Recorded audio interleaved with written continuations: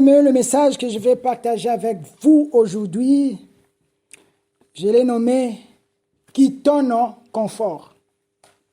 Quittons nos conforts, ça veut dire quoi? C'est-à-dire, des fois, on est bien, on est à l'aise de la chose qu'on a, de l'endroit où on habite, de la chose qui nous est arrivée.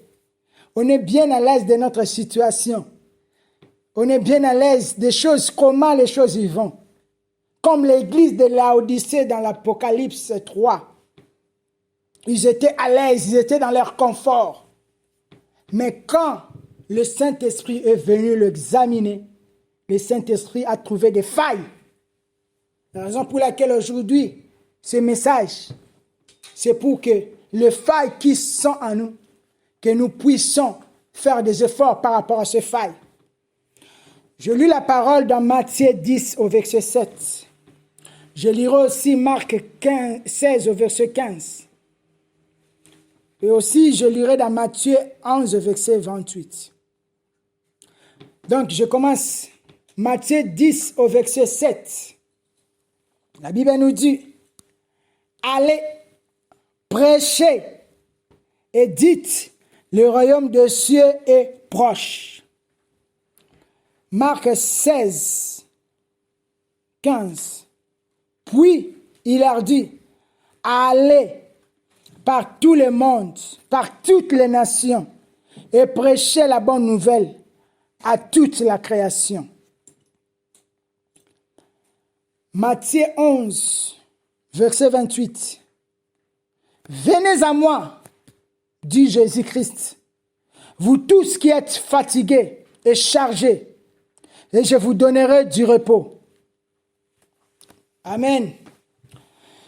Bien-aimés dans le Seigneur, je vais parler aujourd'hui aux trois types de personnes. Premier type de personnes, je parlerai des personnes qui sont païens, des personnes qui sont encore dans le monde, des personnes qui sont encore non-croyants. Deuxième type, je parlerai des croyants, des personnes qui ont reçu Jésus-Christ, ou des personnes qui ont cru au Seigneur, ou des personnes qui ont aussi abandonné la foi, mais ils sont croyants, parce qu'ils connaissent le Seigneur, ils sont baptisés. Et je parlerai, le troisième type de personnes, je parlerai aux serviteurs, le serviteur de Dieu. Alors, pour ce qui concerne le païen, premièrement, le message est clair pour le païen. Païen, crois en Jésus-Christ. Crois au Seigneur Jésus, tu seras sauvé, toi et ta famille. Donne ta vie à Jésus-Christ. Je te l'avoue, vraiment, tu ne regretteras jamais. Tu ne regretteras pas. Essaye de faire une expérience avec le Seigneur Jésus-Christ. Invite Jésus-Christ dans ta vie. Tu ne le regretteras jamais. Oui. À tous ceux qui l'ont reçu, il a donné le pouvoir de devenir enfants de Dieu. Bien-aimé dans le Seigneur, toi qui es païen, qui ne connais pas le Seigneur, toi qui es non-croyant, qu'est-ce que tu fais encore dans le monde? Tu suis le plaisir mondain. Oui, ces choses-là ont une fin. Depuis que tu as commencé à fréquenter des boîtes de nuit, depuis que tu as commencé l'alcool, les drogues, depuis que tu as commencé l'impudicité, qu'est-ce que tu as eu dans ta vie? Tout est vanité et vanité. Dieu le maître dans l'Ecclésiaste. Ces choses-là ne sont que vanité. Ne sont que vanité. La vie a un commencement, a une fin aussi. Donne ta vie à Jésus. Crois en Jésus. Viens en Jésus. Il t'attend des bras grandement ouverts. Donne ta vie à Jésus. Quitte ton confort. Tu penses que j'ai une belle maison, j'ai une belle voiture, j'ai mes biens matériels, pardon. Mais il y a quelqu'un dans les évangiles, après avoir eu une bonne récolte, il t'a dit que mon âme sera sasiée, car j'ai tout. Mais la nuit même, la parole dit, Dieu a dit, je vais récupérer mon âme. Et on verra maintenant avec ton corps qui est resté, si tu vas jouir de tes richesses. Ce sont les autres personnes qui vont profiter de cela. Tu penses que tu es dans les conforts. Mais moi, je te dis, tu es dans les conforts. Parce que le diable peut te balayer, Satan peut te balayer à tout moment. Oui, Covid-19 ne t'a pas appris des personnes qui avaient de grandes richesses, de maisons, de voitures. Ils sont partis comme un moins que rien. On les a enterrés même. D'autres, ils pensaient les jours de mon funérail, j'aurai tel cercueil. Mais on ne les a pas enterrés avec des cercueils-là. D'autres, on les a enterrés incognito. Voilà pourquoi mon bien-aimé, ma bien-aimée, quitte ton confort. Donne ta vie à Jésus-Christ et tu seras sauvé. Je vais parler aux personnes qui sont croyants. Oui. Tenir la main du Seigneur Jésus-Christ. De le tenir fort. De tenir fort la main du Seigneur Jésus-Christ. Les vagues. La tempête. Oui, ça peut monter. Mais aussi longtemps tu as ta main qui tient le Seigneur Jésus. Jamais tu seras submergé. Les personnes qui étaient avec l'apôtre Pierre, malgré qu'il y a eu des flots de la mer qui s'élevaient, une grosse tempête, mais l'apôtre Paul a déclaré que le Dieu que je sers, l'ange de Dieu que je sers est venu pour me dire qu'aucun de nous ne périra. Oui, quel que soit le haut et le bas, le haut et le bas, tu peux passer par l'eau et par le feu, mais au final, tu seras toujours victorieux, comme notre Seigneur Jésus-Christ. Il est maintenant victorieux, il est assis à la droite de Dieu le Père. Oui, continue ce que tu fais et marche dans la volonté du Seigneur. Fais ce qui est agréable au Seigneur. Je vais parler aux personnes aussi qui sont croyants, mais leur foi commence un petit peu à faire naufrage.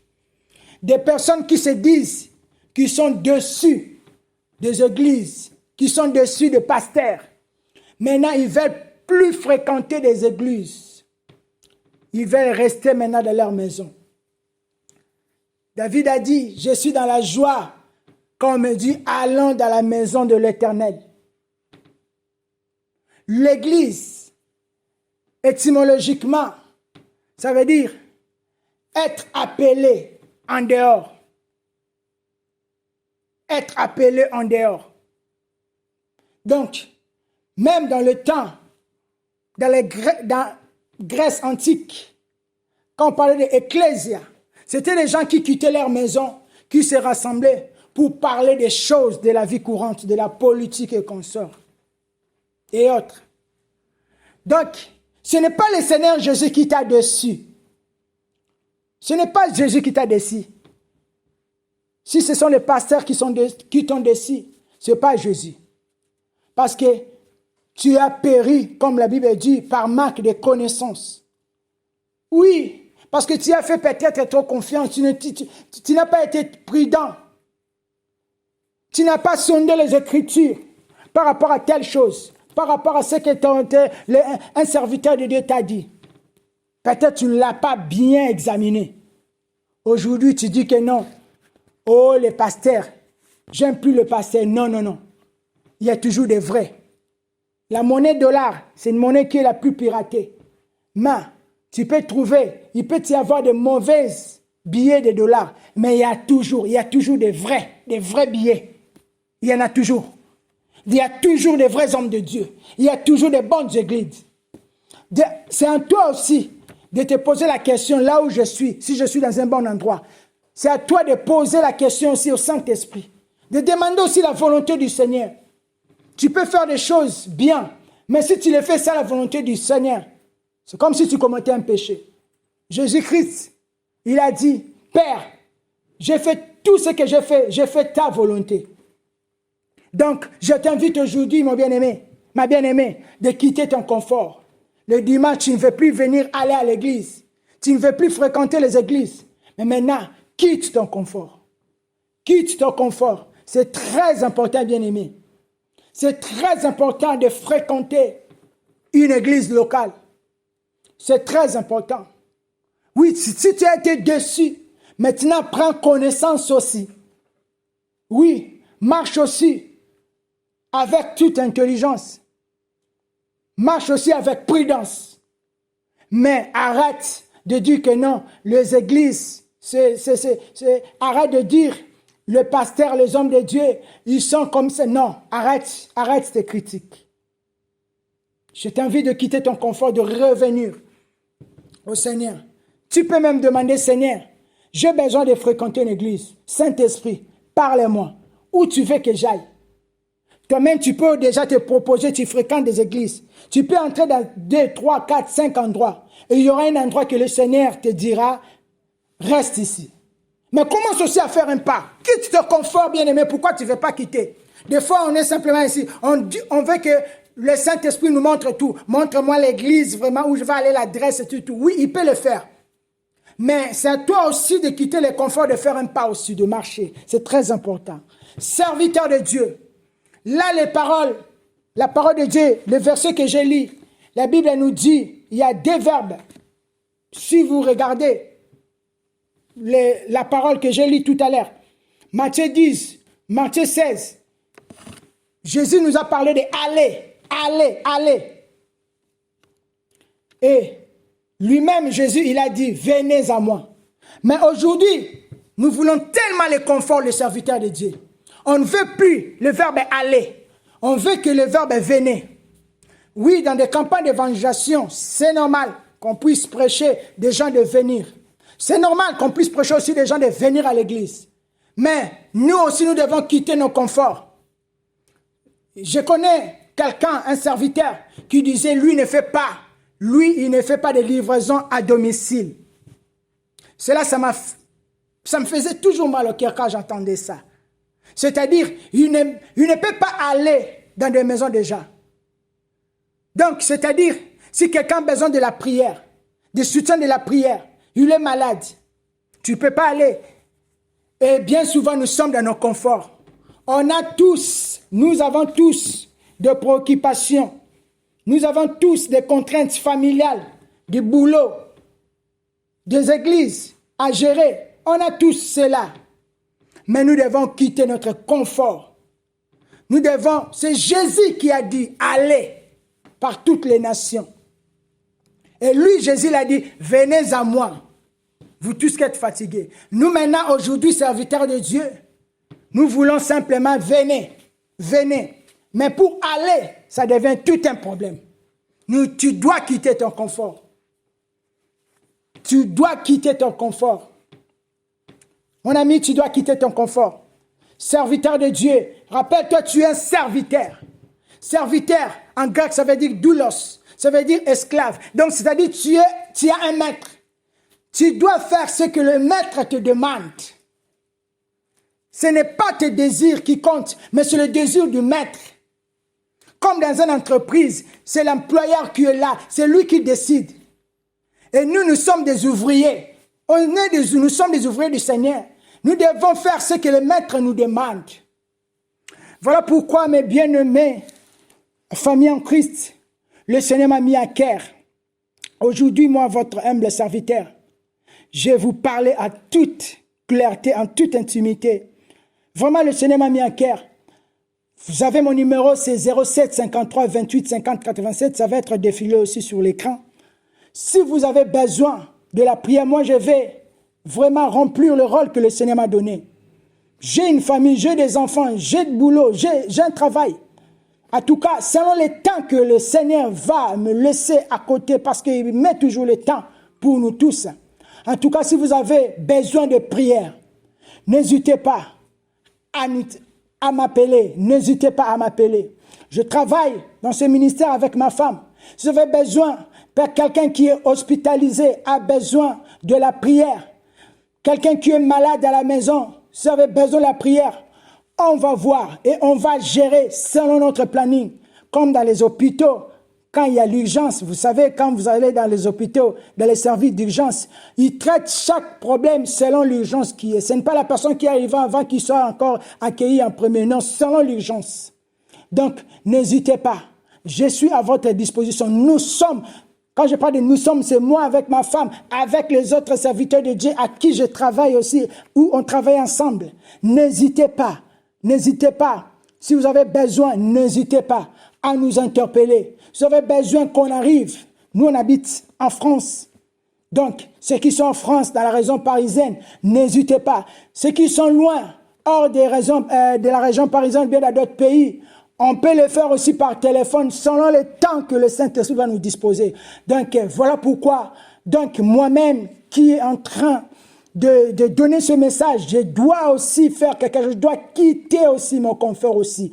Et j'invite à tout le monde, tout et chacun, nous, chaque catégorie de personnes que j'ai citées, de quitter leur confort. N'hésitez pas. Donc, nous sommes disponibles. Je parle de nous sommes, moi et ma femme, avec les autres serviteurs de l'église de Dieu où je travaille, CEP. Donc, centre évangélique pentecôtiste. Donc, nous sommes là, on est nombreux, il y a beaucoup de serviteurs de Dieu. S'il faut qu'on aille bénir vos maisons, on ira. Donc, c'est l'œuvre de notre Dieu. Nous sommes des serviteurs de Dieu. Nous faisons l'œuvre de notre Dieu, la mission qui nous a appelés. Soyez bénis, partagez ce message, likez et abonnez-vous abondamment sur notre compte YouTube. Amen.